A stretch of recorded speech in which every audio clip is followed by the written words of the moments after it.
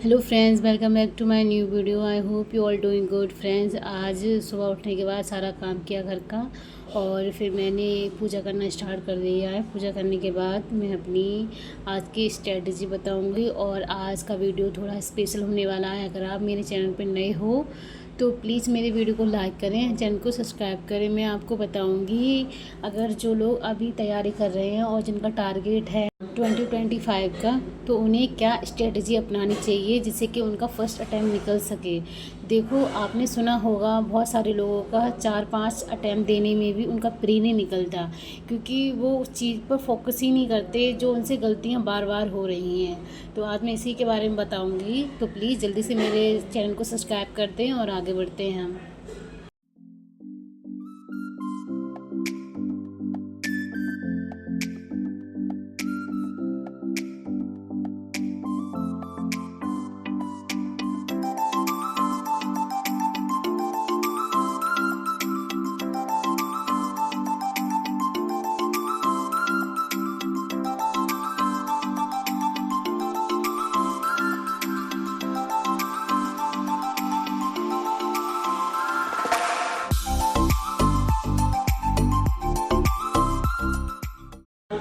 Friend देखो, सबसे पहली बात तो ये है, अगर आपका सिलेबस बहुत बर्डन लग रहा है कि अरे यार ये कैसे कवर करें, तो सोचने में अपना टाइम वेस्ट मत करो। अगर आप सोचते रहोगे ना तो जितना टाइम अभी निकला है ये भी निकल जाएगा। टाइम किसी के हाथ में बन के नहीं रह सकता है।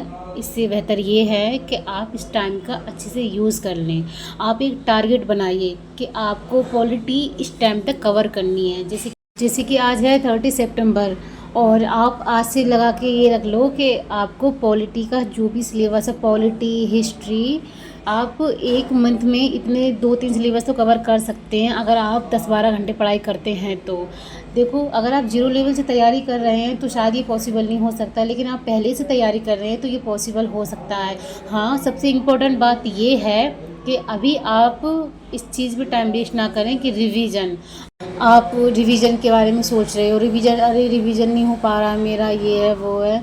तो ये बताइए कि अगर आपका सिलेबस कवर नहीं है, आपने एनसीईआरटी नहीं पढ़ी है, आपने पॉलिटी ख़त्म नहीं की है, आप सोच रहे हैं पॉलिटी का रिवीजन कर ले, आंसर राइटिंग करने बैठ जाएं, तो अभी आंसर राइटिंग मत करो। देखो, अगर आप 2025 का अटैम्प्ट देना चाहते हैं तो देखो, अगर प्री निकल जाएगा ना आपका, तो आपके पास 90 दिन 80 दिन मिलेंगे आपको आंसर राइटिंग करने के लिए। लेकिन अभी जो फोकस है ना, अभी आप सिलेबस कवर करने में लगाओ। आप ये ठानो कि आपका सिलेबस कितने टाइम तक कवर हो जाना चाहिए और सही राइट टाइम क्या है इसका। ये नहीं है कि अभी आपका सिलेबस कवर नहीं है, आंसर राइटिंग करने बैठ गए।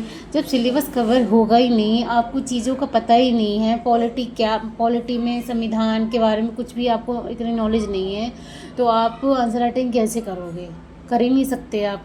और सबसे ज़रूरी बात ये है, अभी आप आंसर राइटिंग नहीं करो तो अच्छा है।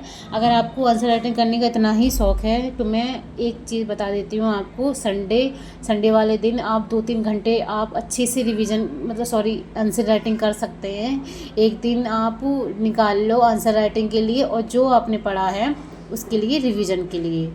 संडे वाले दिन आप ऐसा रखें, और संडे वाले दिन कुछ ऐसा नया टॉपिक ना पढ़ें, क्योंकि आपको उस दिन ये डिसाइड करना है कि ये जो भी आपने अभी कवर किया है एक हफ्ते में, वो आपको रिवीजन करना है। क्योंकि अगर हम रिवीजन और आंसर राइटिंग करने में अपना सारा टाइम निकाल देंगे तो सिलेबस कब कवर होगा। अगर आपको लगाना ही है अपना टाइम तो अभी देखो, आप सिलेबस कवर करो और नोट्स बनाओ। सोचना ही है तो ये सोचो कि आपके नोट्स अच्छे से बन रहे हैं या नहीं है, क्योंकि अगर प्री निकल जाएगा फिर आपको जो आप नोट्स बनाओगे ना, उनकी आपको ज़रूरत पड़ेगी। तो ये बातें आप अच्छे से ध्यान रखो। अगर आपने 2025 का सोचा है कि आप 2025 में अपना एग्ज़ाम देंगे, फर्स्ट अटैम्प्ट देंगे, क्योंकि हम जब पहली बार किसी चीज़ की तैयारी करते हैं तो शायद हमें इतने आइडियाज़ नहीं होते हैं कि हमें क्या करना है क्या नहीं करना है। लेकिन मैं फिर भी बता रही हूँ, अगर आप ये सोच रहे होगे कि मैं तो डेली आंसर राइटिंग करती हूँ, तो मैं आपको बता दूँ, मैं काफ़ी टाइम से अपनी तैयारी कर रही हूँ। मुझे 1-1.5 साल के समथिंग हो चुका है और मैंने ज्योग्राफी अच्छे से रीड भी कर ली है और मेरे नोट्स भी प्रॉपरली बनते जा रहे हैं। मैं एक बार नोट बना चुकी हूँ, लेकिन मैं दोबारा बना रही हूँ शॉर्ट नोट। तो मैं जब भी आंसर राइटिंग करती हूँ, ज्योग्राफी के क्वेश्चन उठाती हूँ और उन्हीं की आंसर राइटिंग करती हूँ। लेकिन आपका अगर ना हिस्ट्री कवर है, ना मेडिवल हिस्ट्री, एंशिएंट हिस्ट्री कुछ भी कवर नहीं है और आप आंसर राइटिंग करने के चक्कर में हो, तो मैं यही कहूँगी कि 2025 में अगर आप एग्ज़ाम दोगे तो आपका टाइम वेस्ट होगा, क्योंकि निकलना नहीं है, ऐसे नहीं निकलेगा।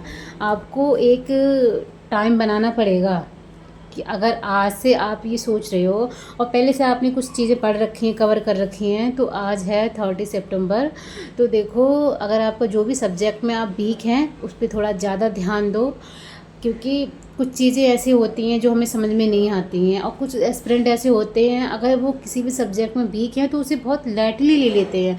वो ये सोचते हैं इसको जितना पढ़ना नहीं है और इतनी नीड भी नहीं है इसको पढ़ने की, तो वही तो हम गलती कर देते हैं।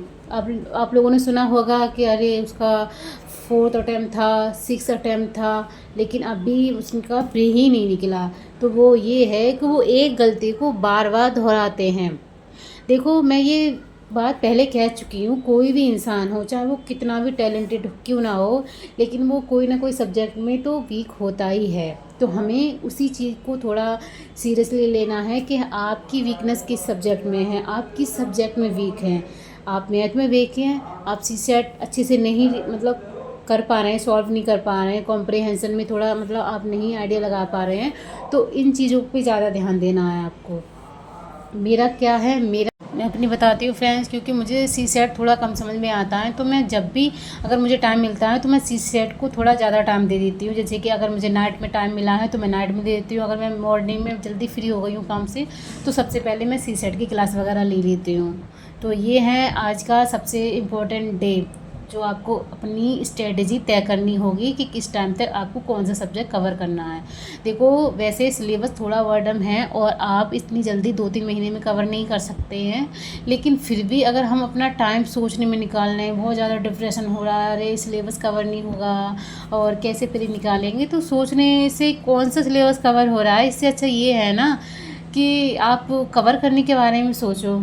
ये नहीं है जल्दबाजी में उठाया कुछ भी पढ़ने लगे आप, जैसे कि अभी आपकी हिस्ट्री कवर नहीं हुई है लेकिन आप ज्योग्राफी को पहले कवर करेंगे, ज्योग्राफी को थोड़ा पढ़ा फिर पॉलिटी को पकड़ ली। इस तरीके से आपका सिलेबस कवर नहीं होगा, चाहे आप 2 साल तैयारी कर लो या 1 साल तैयारी कर लो।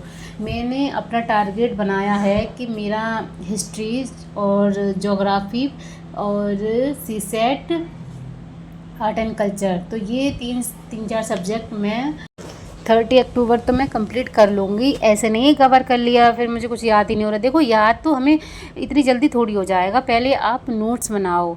आपका जब रिवीजन करने का टाइम आएगा, ऐसा कोई भी इंसान नहीं है जो रिवीजन करे, 10-12 बार आप रिवीजन करेंगे ना, आपको ऑटोमेटिक चीज़ें समझ में आने लगेंगी, आपको याद आने लगेगा। फिर आपका टाइम जो बचेगा ना, आप उसमें याद करने में, रिवीजन करने, PYQ लगाने में लगाना। लेकिन अभी आप सिलेबस कवर करो और नोट्स बनाओ। तो मेरा ये टारगेट है कि मैं 30 अक्टूबर तक मैं अपना history, geography and art and culture ये कवर कर लूँगी। उसके बाद में आगे का जो भी होगा मैं वीडियो में अपलोड करके बताती रहूँगी, डेली व्लॉग बनाती हूँ मैं। तो मैं फ्रेंड्स आपको मैं ये सोचती हूँ, किसी भी बच्चे की या कोई भी इंसान जो पहली बार एग्ज़ाम देना चाह रहा है और उसे इतने अच्छे से नहीं पता है, मेरी तरह है। देखो स्टार्टिंग में तो मुझे भी प्रॉब्लम हुई थी, लेकिन धीरे धीरे मुझे जब भी मिलता है मैं सोशल मीडिया से वो चीज़ें सीखती हूँ जो मुझे नहीं आती हैं। ये नहीं है कि सोशल मीडिया हम यूज़ कर रहे हैं और सिर्फ रील्स देखने में अपना टाइम वेस्ट करने में। अभी टाइम वेस्ट करने का बिल्कुल भी टाइम नहीं है। जितना हो सके खुद का ध्यान रखो ताकि आपकी पढ़ाई में कोई भी रुकावट ना आए और आप अपना पूरा फुल फोकस अपनी स्टडी को दे सकें। तो फ्रेंड्स ये था मेरा आज का ब्लॉग। अगर आपको मेरा वीडियो अच्छा लगा हो तो प्लीज़ मेरे वीडियो को लाइक एंड कमेंट ज़रूर करना और प्लीज़ कमेंट करके बताना कि आप अपनी तैयारी कहाँ से कर रहे हैं, आप घर पे कर रहे हैं सेल्फ स्टडी या फिर आप कोचिंग ले रहे हैं।